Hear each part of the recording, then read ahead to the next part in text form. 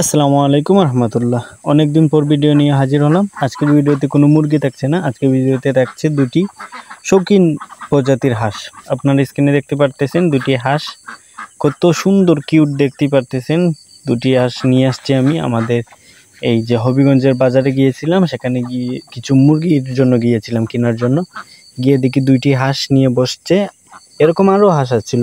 এই দুটি একটি লোক নিয়ে বসছিল, তাকে জিজ্ঞেস করলাম ওইগুলো কেমন দামের এবং কিভাবে বিক্রি করে, এইগুলোর নাম কি। তো সেও সঠিক নামটি আমাকে বলেনি, হাঁসের যে সঠিক নামটি সেটা আমিও জানিনি।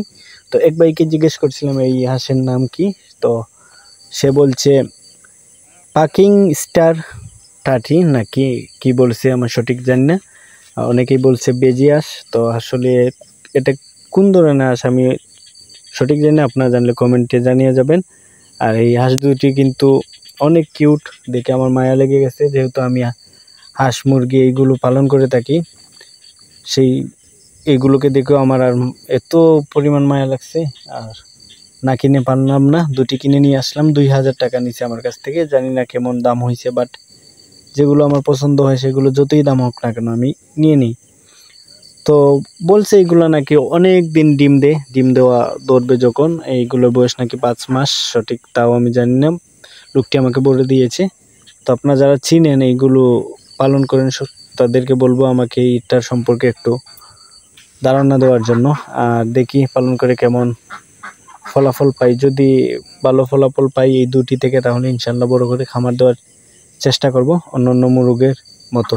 আর অনেকে বলতেছেন ভাই আপনি ভিডিও করতেছেন না কেন। আসলে আমি অনেকটা ঝামেলার মধ্যে দিয়ে যেতে হয়েছে। আপনারা অনেকেই জানেন, আবার অনেকেই জানেন না যে আমি একজন টেইলার্স, আমার দোকান আছে। যেহেতু ঈদ গেছে, ঈদের ঝামেলা অনেক কাপড় সেলাই করতে হয়েছে, অনেক কাপড় পড়েছিল দোকানে, সেগুলো সেলাই করতে করতে আমার সময় পাইনি ভিডিও করার জন্য, সেই জন্য ভিডিও দিতে পারিনি।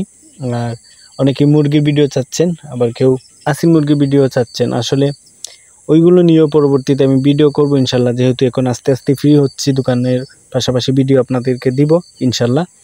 আর যারা আপনারা আশি মুরগির বাচ্চা চাইতেছেন, এখন বর্তমানে কোনো বাচ্চা নাই, আমি আপনাদেরকে জানিয়ে দিই। কিছুদিন পর হয়তো আপনারা পেয়ে যেতে পারেন, সেজন্য আপনারা একটু ধৈর্য সহকারে আমার বাচ্চার জন্য অপেক্ষা করেন, আর অথবা ভালো কোয়ালিটি আপনারা পেলে অন্য জায়গা থেকে কিনতে পারেন।